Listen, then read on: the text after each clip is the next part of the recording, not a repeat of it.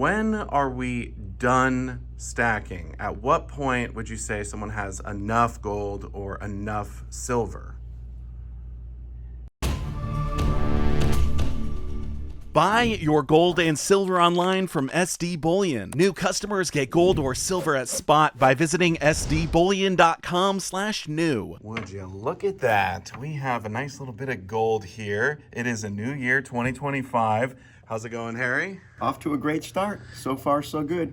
Absolutely. What's up, Adrian? How's it going? Hey, what's up with this here? You got a lot of the 10th ounce gold, and are these just better sellers than the 1 ounce? Both have been selling well. I mean, we just got a group of them in, and it gives people a small portion of gold to get into if the budget allows for it, rather than spending the whole amount for the ounce. But it is a higher premium buying the smaller 10th ounce than the 1 ounce, of course. If you're looking to own a small piece of gold, then definitely the 10th ounce is the way to go. But if you're looking for the best value, the 1 ounce is the one I would pick. Yeah, I'm looking for the best value. Yeah, the 1 ounce for sure.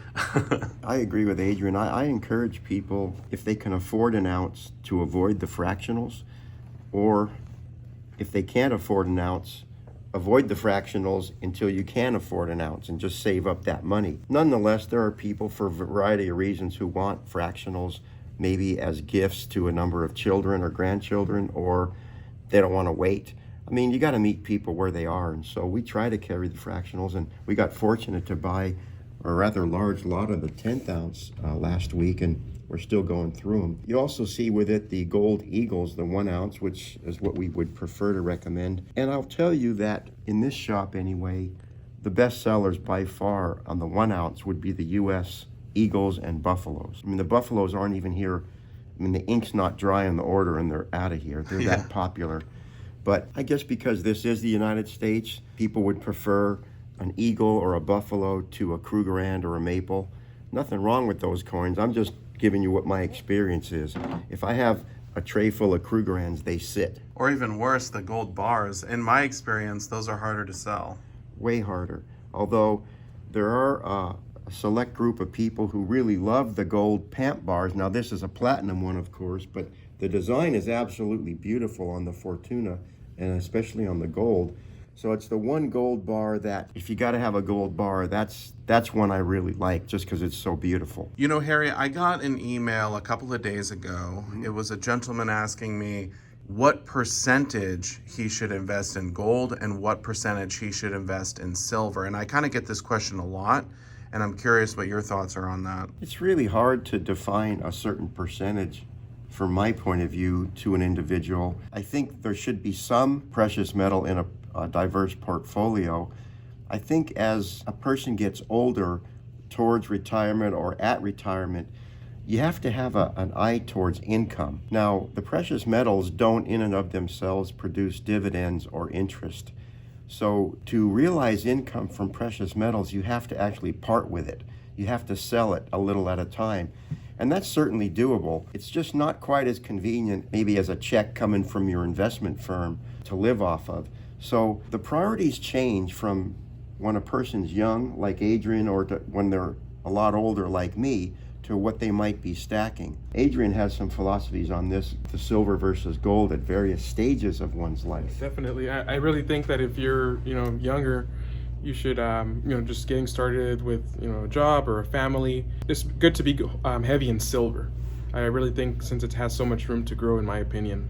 So be heavy on silver, and of course pick up some gold as you go, since we have, time to grow into it. Now, silver typically is more volatile than gold. So does that play into a little bit as you get older, you want something more stable? Definitely. So it's like any type of, investment, right? You want to go with an aggressive growth when you're younger and more of a conservative type of investment when you're older, closer to that retirement age. So silver is more aggressive? Oh, definitely. Just like you said, it's volatile. So something that's that volatile, it's good to have in your portfolio, especially when you're trying to grow your retirement, trying to grow your investments. Another factor we've talked about many times on this channel is the portability.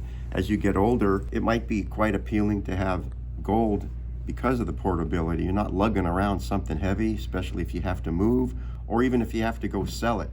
If you want to live off your precious metals and you're looking to sell on a very regular basis, you don't want to be hauling around a heavy box.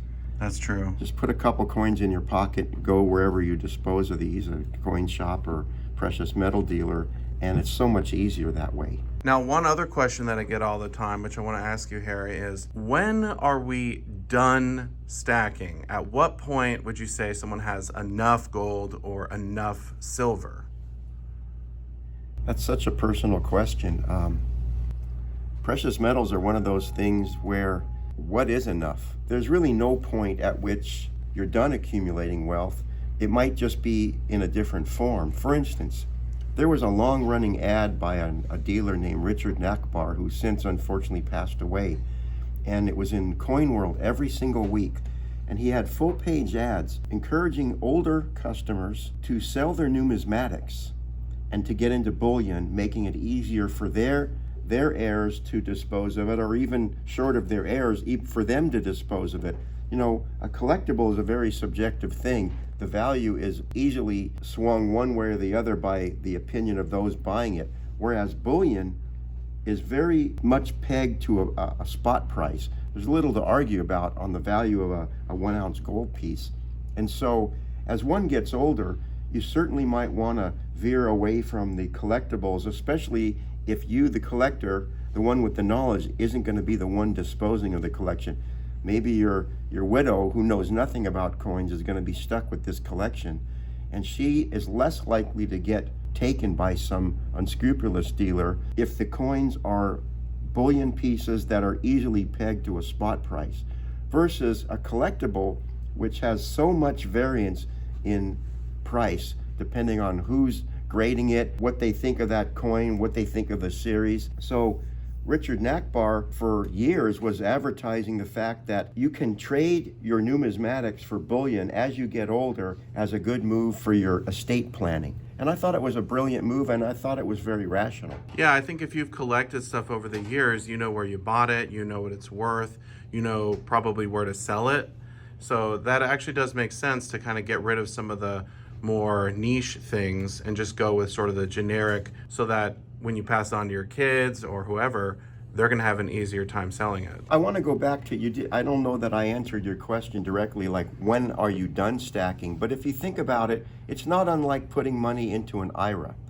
Once you start taking money out, once you're not working anymore, probably doesn't make as much sense to keep putting money into the IRA. You're now in the phase of your life where you're living off your prior investments. So perhaps you get to a certain age and time in your life when you want to reap the benefits of all the years of stacking. Maybe you have X number of ounces of gold and you're going to sell, a certain number of pieces on a regular basis to live off of, because that was the plan all along. So the time to stop might be the time when you're comfortable financially and you start disposing of it to live off of. So maybe retirement. Yeah, when you want to live off the fruits of your labors. Yeah, what do you think, Adrian? Yeah, kind of like what Harry said. Once you're ready to harvest, everything that you work for, think of it like a farm, right? You plant your stuff, you water, you take care of it, you keep putting into it. Once you're ready to harvest, now that's when you're ready to start selling your stuff off. But I agree with what Harry said, and the gentleman he was talking about. I've actually helped a few people change from numismatics to bullion just for that reason, for estate purposes. Some gentleman was sending us some Charlotte gold, Dahlonega.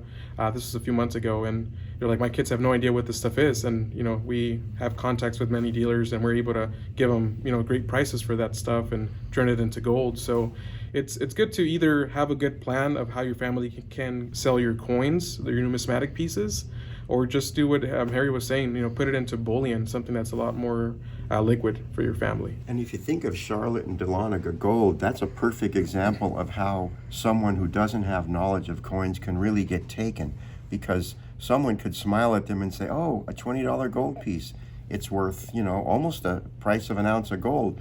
But that C or D mint mark would make it exponentially more valuable than just that ounce or near an ounce of gold in a $20 gold piece. So you have to protect your heirs from that sort of thing. And by putting it into bullion, there's not much to think about except how big is the coin and what does it weigh. That's true. Now, we have been talking about stacking for investment and sort of when are you done doing that, but what about the people who are buying for barter? They're worried about maybe the world ending. They need to use this at some point. Maybe they're buying lots of junk silver. I see you got a lot in the case today, and in fact, you got a lot of dimes too, which I'm kind of looking over here at these mercury dimes. Yeah, I know.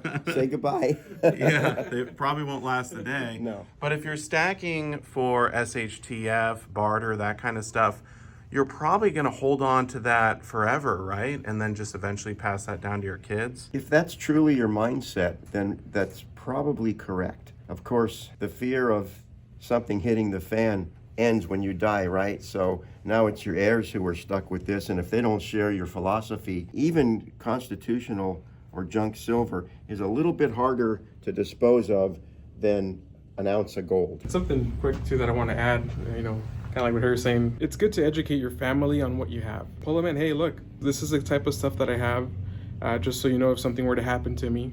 This is gold, this is what they are. You'd be surprised, they'll listen and they'll say, okay, well, at least they don't look at the dimes and take them to the bank. They know that they're silver, or the $50 gold eagles. It's like, they know that it's not just $50. It's like, hey, this is an ounce of gold. It's worth a lot more than that. I think just taking a few minutes to educate your family about what you have, if it's something that you want to do, I think it's a good plan. I would definitely agree with that. I mean, I've heard about people taking silver dimes, silver quarters, half dollars to the bank because they just think, oh, this is regular change. But we know it's worth 20, 25 times more than the face value because of the silver. So you really should be telling your kids, hey, at a minimum, don't take this to the bank, right? Absolutely. And a very humbling thing happened to us, about a year or so ago. An elderly woman came in here. She had just been to the safe deposit box after her husband passed away.